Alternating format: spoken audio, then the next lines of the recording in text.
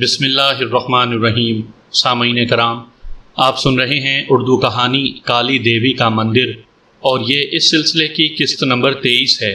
مجھے امید ہے آپ کو میری یہ کاوش پسند آ رہی ہوگی۔ آپ نے اگر ابھی تک میرا چینل مائی وائس سبسکرائب نہیں کیا تو ابھی میرے چینل کو سبسکرائب کر کے بیل نوٹیفیکیشن آن کر لیجئے تاکہ آنے والی ہر نئی کہانی کی اطلاع بر وقت آپ تک پہنچ سکے۔ ہم واپس قیام گاہ پہنچے تو کھانا تیار تھا۔ ڈیوڈ نے رات کا کھانا اپنے ساتھ کھانے کی دعوت دی تھی، لیکن چند وجوہات کی بنا پر ہم نے اپنا کھانا کرال سے پکوایا تھا اور خود ڈیوڈ کو ہم نے مدعو کیا تھا۔ چنانچہ جب وہ آیا تو بظاہر احترام سے جھکا جا رہا تھا، لیکن اس کی آنکھوں میں جو شک اور نفرت تھی، میں اسے دیکھے بغیر نہ رہ سکا، اور ہم اس بھنی ہوئی بھیڑ پر ٹوٹ پڑے جو ہم نے خود ڈیوڈ سے خریدی تھی، کیونکہ میں اس شخص سے ایک تنکا بھی تحفہ نہیں لینا چاہتا تھا۔ کھانے کے ساتھ عمدہ شراب تھی جس میں ہم پانی ملا کر پی رہے تھے، اور یہ پانی بھی خود آرگس جا کر اس چشمے سے لایا تھا جو ہماری قیام گاہ کے قریب ہی بہہ رہا تھا۔ یہ احتیاط اس لیے لازمی تھی کہ مجھے خوف تھا کہیں پانی میں زہر نہ ملا دیا گیا ہو۔ ابتدا میں ڈیوڈ شراب پینے سے انکار کرتا رہا، لیکن آخر کار گویا اخلاقاً پینے کے لیے تیار ہو گیا۔ چنانچہ میں نے بڑی دریا دلی کا ثبوت دیتے ہوئے اس کا جام لبالب بھر دیا، اور پھر وہ جام پر جام چڑھانے لگا۔ تیسرے ہی جام کے بعد اس کی زبان کھل گئی۔ موقع غنیمت جان کر میں نے کرال کو بھیجا اور اس کے ذریعے ڈیوڈ سے کہا کہ ہمیں اپنا سامان اٹھانے کے لیے کم از کم 20 بار برداروں کی ضرورت تھی، اور یہ کہ یہ بار بردار ہم اجرت پر حاصل کرنا چاہتے تھے۔ ان پر ڈیوڈ نے اعلان کیا کہ کئی میل کے اطراف میں کوئی ایسا جانور نہیں مل سکتا تھا۔ چنانچہ میں نے اسے زیادہ شراب پلائی اور آخر ہم ڈیوڈ سے سودا کرنے میں کامیاب ہو گئے۔ یہ مجھے یاد نہیں کہ ہمارے درمیان کتنی اجرت طے ہوئی تھی۔ بہرحال ڈیوڈ نے وعدہ کیا کہ اس کے دیے ہوئے بار بردار ہمارے ساتھ رہیں گے جب تک ہم خود انہیں رخصت نہیں کر دیتے۔ اس کے بعد میں نے اسے مبلغوں کی موت اور مستقر جو ہماری قیام گاہ تھی اس کی تباہی کے متعلق چند سوالات پوچھے۔ حالانکہ شراب ڈیوڈ کے دماغ پر چڑھ گئی تھی، اس کے باوجود وہ میرے سوالات کو ٹال گیا۔ اس نے صرف یہ بتایا کہ 20 برس پہلے اس قبیلے کے لوگوں نے، جو ہولون کہلاتا ہے، مستقر پر حملہ کر کے سب کو قتل کر دیا۔ البتہ ایک سفید فام مرد اور ایک سفید فام عورت اپنی جان بچا کر فرار ہونے میں کامیاب ہو گئے، اور پھر انہیں کسی نے نہیں دیکھا۔ گرجے کے قریب جو ٹیلا ہے اس میں کتنے سفید فام دفن ہیں؟ میں نے دفعتاً پوچھا۔ تم سے کس نے کہا کہ وہ لوگ وہاں دفن ہیں؟ ڈیوڈ نے چونک کر پوچھا، لیکن اسے اپنی غلطی کا احساس ہوا تو وہ سنبھل کر بولا، میں نہیں جانتا کہ تمہارا مطلب کیا ہے۔ میں نے تو کبھی نہیں سنا کہ یہاں کے مکینوں کو دفن کیا گیا ہے یا کیا ہوا ہے ان کا۔ شب خیر، میں چلتا ہوں اب، کیونکہ سلاویہ پر سامان چڑھانا ہے۔ چنانچہ وہ سلام کر کے لڑکھڑاتے قدموں سے رخصت ہوا۔ تو سلاویہ اب تک روانہ نہیں ہوا، میں نے کہا، اور ایک خاص انداز سے سیٹی بجائی۔ فوراً اندھیرے میں سے آرگس نکل کر سامنے آ گیا، کیونکہ یہ سیٹی اسی کو بلانے کا اشارہ تھی۔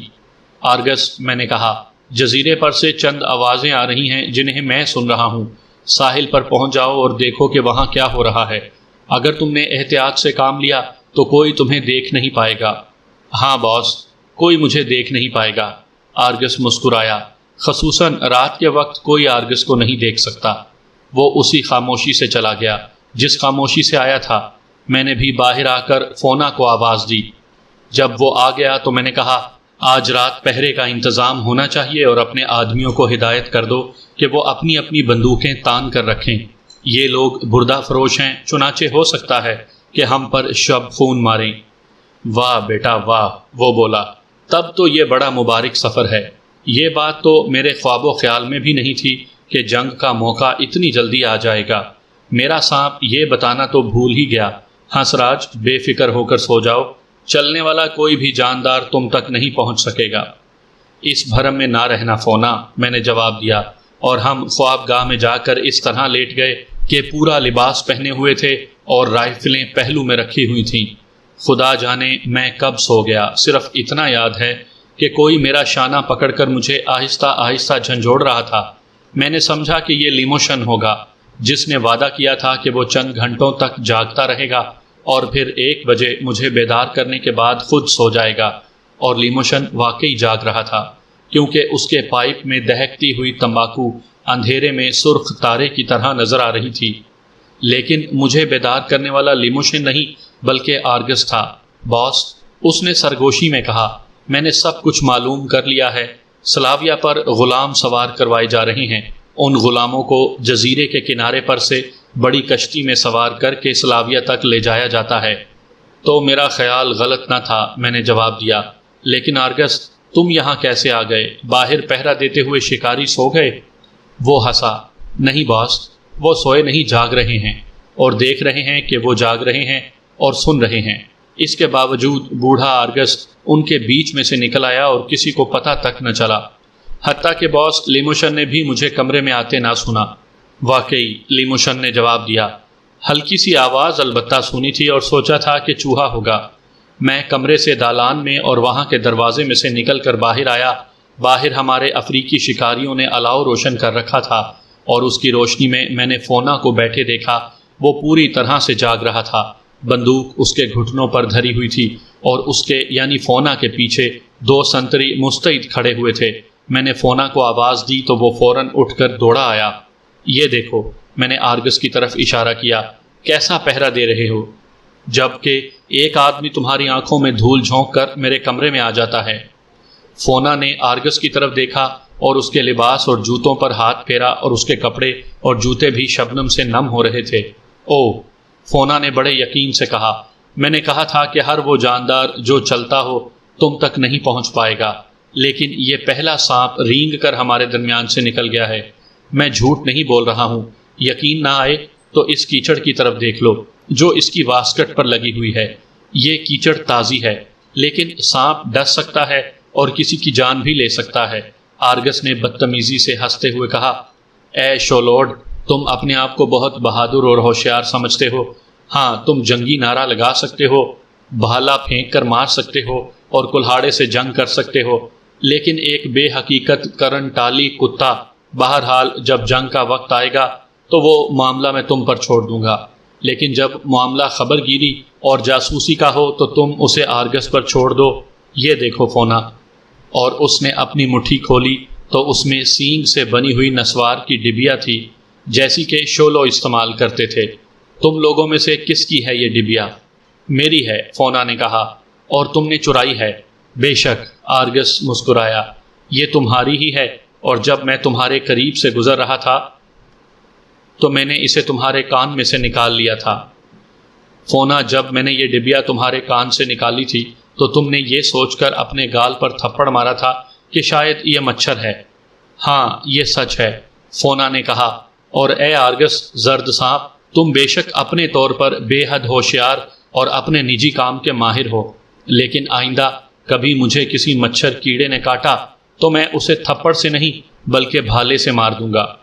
میں نے ان دونوں کو رخصت کیا اور لیموشن سے کہا کہ بہادری اور عیاری کے درمیان ایک کشمکش جاری ہے، اور یہ آرگس اور فونا کا معاملہ اس کشمکش کا بہترین نمونہ ہے۔ اور چونکہ مجھے یقین ہو گیا تھا کہ ڈیوڈ سلاویہ پر غلام چڑھانے میں مصروف ہے، اس لیے ہماری طرف کوئی متوجہ نہ ہوگا، چنانچہ میں اور لیموشن بھی بے فکر ہو کر سو گئے۔ دوسری صبح میں بیدار ہوا تو لیموشن مجھ سے پہلے نہ صرف بیدار ہو چکا تھا بلکہ کہیں چلا بھی گیا تھا۔ میں نے منہ ہاتھ دھویا اور لیموشن کا انتظار کرنے لگا، اور جب وہ نہ آیا تو میں مجبوراً ناشتہ کرنے بیٹھ گیا۔ آدھا ناشتہ میرے پیٹ میں پہنچ چکا تھا کہ لیموشن آ گیا۔ کہاں گئے تھے؟ میں نے پوچھا، اور دیکھا کہ اس کا لباس جگہ جگہ سے پھٹ گیا اور نم کائی میں لتھڑا ہوا تھا۔ کھجور کے سب سے بلند درخت پر چڑھا ہوا تھا۔ ہنسراج، ڈیوڈ کے ایک ساتھی کو میں نے رسے کے ذریعے پیٹ پر چڑھتے دیکھا تو مجھے شک ہوا، اور میں نے بھی ایک بلند درخت پر چڑھ کر دور سے دوربین سے دیکھا کہ سلاویہ جزیرے کی اوٹ میں لنگر انداز تھا۔ اس کے علاوہ دور پرے مجھے دھواں نظر آیا۔ دوربین سے دیکھا تو وہ بھی جہاز تھا، انگریزی جنگی جہاز۔ پھر قہر اتر آیا اور وہ جہاز نظروں سے اوجھل ہو گیا۔ خدا کی قسم، میں نے کہا، وہ یقیناً ڈولفن ہوگا۔ چنانچہ میں نے ڈیوڈ سے جو کچھ کہا تھا وہ غلط نہیں کہا تھا۔ مسٹر زنگارا نے یعنی کرٹن کے افسر نے مجھ سے کہا تھا کہ ڈولفن بردہ فروشوں کے جہازوں کی تلاش کے بعد کم سے کم 15 دن میں وہاں پہنچنے والا ہے۔ اب اگر اس کی مڈ بھیڑ سلاویہ سے ہو گئی اور ڈولفن کے کپتان نے شکاگو سے سلاویا کے سامان تجارت کے متعلق پوچھا تو شکاگو سلاخوں کے پیچھے نظر آئے گا۔ میرے خیال میں تو ایسی کوئی بات نہیں ہوگی، کیونکہ میرے خیال میں 1 آدھ گھنٹے بعد ہی ڈولفن اپنا راستہ بدل دے گا۔ یہ شکاگو بڑا ہی کایاں آدمی ہے اور اس کی اس بدماشی کو میں کبھی فراموش نہیں کر سکوں گا۔ اس سور نے ہمارا سامان لے کر بھاگ جانے کی کوشش کی تھی۔ کافی کی پیالی بڑھاؤ اس طرف۔ چنانچہ آئندہ 10 منٹوں تک ہم خاموشی سے ناشتہ کرتے رہے، کیونکہ لیموشن بھی یوں خوش خوراک تھا اور درخت کی ہوا خوری کے بعد تو اس کی بھوک اور بھی بڑھ گئی تھی۔ ہم ناشتے سے فارغ ہوئے ہی تھے کہ ڈیوڈ آ گیا اور میں نے دیکھا کہ وہ آج گزشتہ کل کی بنسبت کچھ زیادہ ہی بدماش اور عیار ہو رہا تھا۔ میں نوشی کی وجہ سے شاید اس کے سر میں درد تھا اور غالباً اسی وجہ سے اس کا دماغ بگڑا ہوا تھا، یا پھر اس کے مزاج میں تبدیلی کی وجہ شاید یہ تھی کہ اس کے خیال میں ہم اس بات سے بے خبر تھے کہ سلاویا پر غلام چڑھائے گئے تھے اور یہ کہ سلاویا محفوظ تھا۔ تیسری وجہ یہ بھی ہو سکتی تھی کہ گزشتہ رات وہ ہم سب کو موت کے گھاٹ اتار دینا چاہتا تھا، لیکن فونا اور اس کے ساتھیوں کے مستدی نے اس کی ساری تدبیریں الٹ دی تھیں۔ وجہ کچھ بھی ہو، بہرحال یہ حقیقت تھی کہ ڈیوڈ کا مزاج بگڑا ہوا تھا اور اس کے بشرے سے خشونت عیاں تھی۔ ہم نے اسے سلام کیا تو اس نے ہمیں اس کا جواب دیے بغیر کرال کی وساطت سے پوچھا کہ ہم کب آگے روانہ ہو رہے ہیں، کیونکہ ہم نے اس کے گھر پر قبضہ جما رکھا ہے اور یہ کہ اسے باہر سونا پڑ رہا ہے۔ تم لوگوں کی موجودگی نے مجھے گھر سے بے گھر کر دیا ہے، اس نے آخر کہہ ہی دیا۔ ڈیوڈ نے جواب دیا، تم نے 20 بار بردار مہیا کر دینے کا وعدہ کیا تھا، چنانچہ جب تک وہ بار بردار نہیں آ جاتے ہم یہیں ٹھہرے رہیں گے۔ تم بکتے ہو، وہ گرجا، میں نے ایسا کوئی وعدہ نہیں کیا تھا، کیونکہ یہاں بار بردار ہیں ہی نہیں۔ تمہارا مطلب ہے کہ گزشتہ رات غلاموں کے ساتھ تم نے بار بردار بھی سلاویا پر چڑھا دیے؟ میں نے بڑے پیار سے پوچھا۔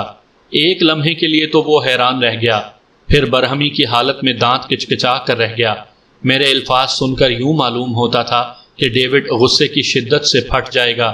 اس کی آنکھوں میں خون اتر آیا اور وہ اتنی پھیل گئیں کہ معلوم ہوتا تھا حلقوں سے باہر نکل آئیں گی۔ وہ ہمیں کوسنے لگا اور اس نے اپنا ہاتھ اس خنجر کے دستے پر رکھ دیا جو اس کے پٹکے میں اڑیسا ہوا تھا، پھر جھلا کر فرش پر تھوک دیا۔ لیموشن میرے قریب کھڑا ہوا تھا، وہ پرسکون تھا، اس کے ہونٹوں پر مسکراہٹ تھی اور وہ بڑی ہی دلچسپی سے ڈیوڈ کو دیکھ رہا تھا۔ اتفاقاً لیموشن مجھ سے 1-2 قدم آگے کھڑا تھا، چنانچہ ڈیوڈ سے قریب تھا۔ نتیجہ یہ ہوا کہ ڈیوڈ کی اس بدتمیزی کا نشانہ وہی بنا۔ میرے خدا!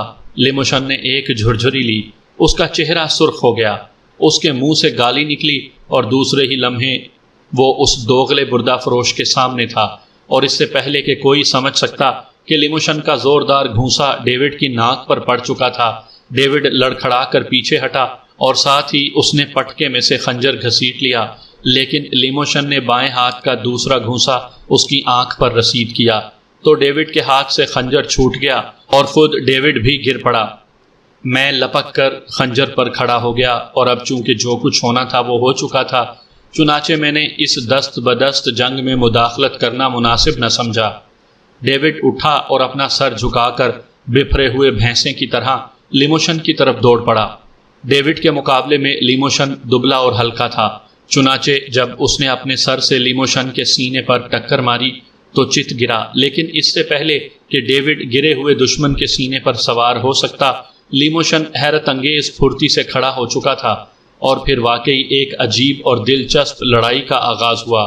ڈیوڈ ہاتھوں، ٹانگوں اور سر سے لڑ رہا تھا اور لیموشن صرف گھونسوں سے۔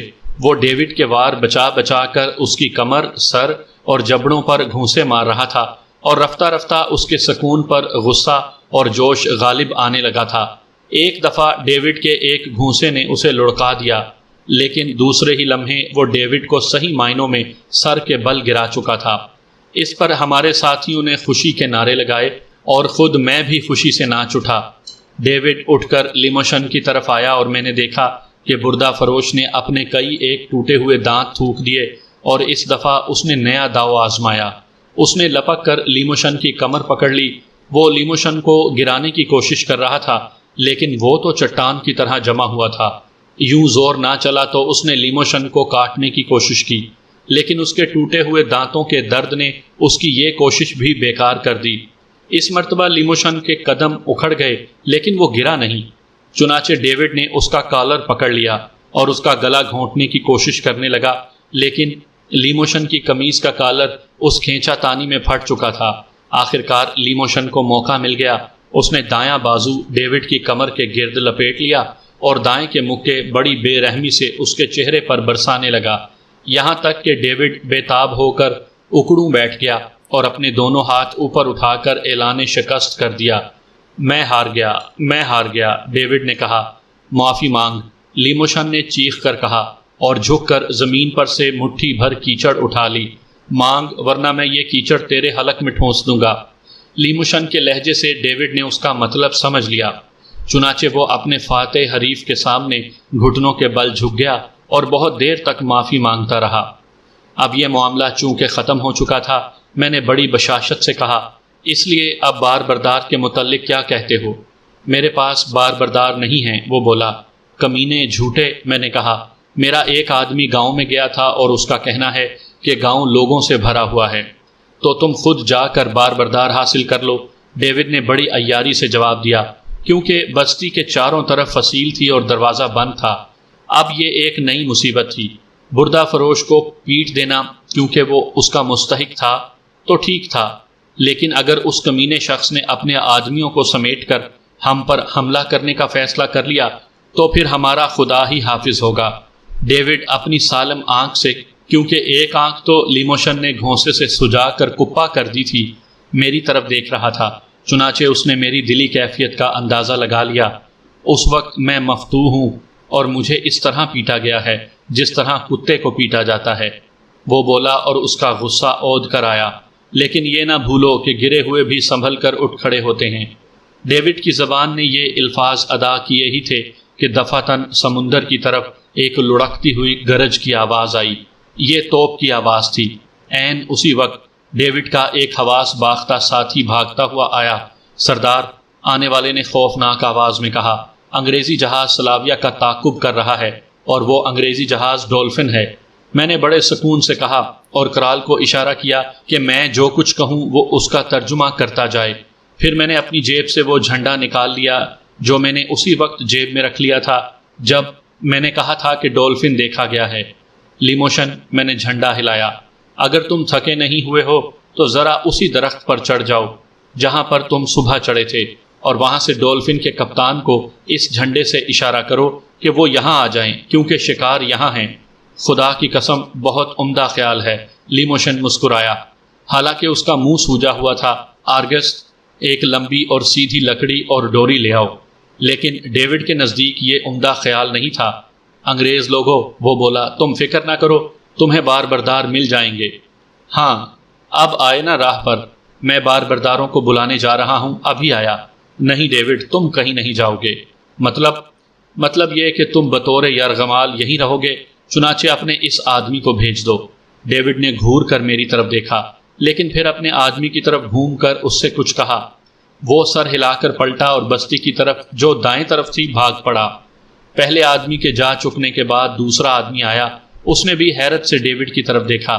سردار، آنے والے نے مشکوک نظروں سے ڈیوڈ کی طرف دیکھا، کیونکہ اس عرصے میں اس کا چہرہ سوج کر ناقابل شناخت بن چکا تھا۔ ہم نے دوربین سے دیکھا ہے کہ انگریزی جہاز نے سلاویہ کو روک لیا ہے اور انگریزی جہاز سے ایک کشتی سلاویہ کی طرف روانہ ہوئی ہے جس میں بہت سے آدمی سوار ہیں۔ آخر وہی ہوا جس کا خدشہ تھا، بے چین اور شکست خوردہ ڈیوڈ نے کہا۔ شکاگو پیدائشی چور اور غدار ہے، چنانچہ وہ سچ سچ کہہ دے گا۔ نتیجہ یہ ہوگا کہ کمبخت انگریز یہاں آ جائیں گے۔ کھیل ختم ہوا اور اب ہمارے لیے فرار کے علاوہ کوئی راستہ نہیں رہ گیا۔ لوگوں سے کہو کہ وہ جنگل کی طرف فرار ہو جائیں اور غلاموں کو بھی، میرا مطلب ہے اپنے ملازموں کو بھی ساتھ لے جائیں، میں ان سے وہیں ملوں گا۔ تم ایسی کوئی بات نہیں کرو گے، میں نے کرال کے ذریعے اسے مطلع کیا، کم سے کم فی الحال تو نہیں، تم ہمارے ساتھ چلو گے۔ ڈیوڈ چند ثانیوں تک کچھ سوچتا رہا، پھر بولا، ہنسراج، اگر میں 20 بار بردار مہیا کر دوں اور کئی منزلوں تک تمہارے ساتھ ہی چلوں تو کیا تم وعدہ کرتے ہو کہ انگریزی جنگی جہاز کے کپتان کو پیغام بھیج کر یہاں نہیں بلاؤ گے؟ کیا خیال ہے؟ میں نے لیموشن سے پوچھا۔ میرے خیال میں تو اس میں حرج نہیں، اس نے جواب دیا۔ اس بدماش کی دھول میں نے ایسی جھاڑی ہے کہ وہ اسے ایک عرصے تک یاد رکھے گا۔ اس کے علاوہ اگر ڈولفن یہاں آ گیا تو پھر ہماری یہ مہم بس یہیں ختم ہو کر رہ جائے گی۔ وہ کیسے؟ وہ اس طرح کہ ڈولفن والے ہمیں بطور گواہ تورانیہ سے کہیں اور لے جائیں گے، کیونکہ یہاں غلاموں کی تجارت کے عینی شاہد ہم ہی لوگ تو ہیں۔ اگر ہم نے ڈولفن کو بلایا تو اس سے کوئی فائدہ نہیں ہوگا، کیونکہ بستی والے ماں غلاموں کے جنگل میں پناہ گزین ہوں گے، صرف ڈیوڈ رہ جائے گا۔ اب سوال یہ ہے کہ اگر ان لوگوں نے ڈیوڈ کو پکڑ بھی لیا تو کیا ہوگا؟ ظاہر ہے کہ وہ اسے پھانسی تو نہ دے سکیں گے،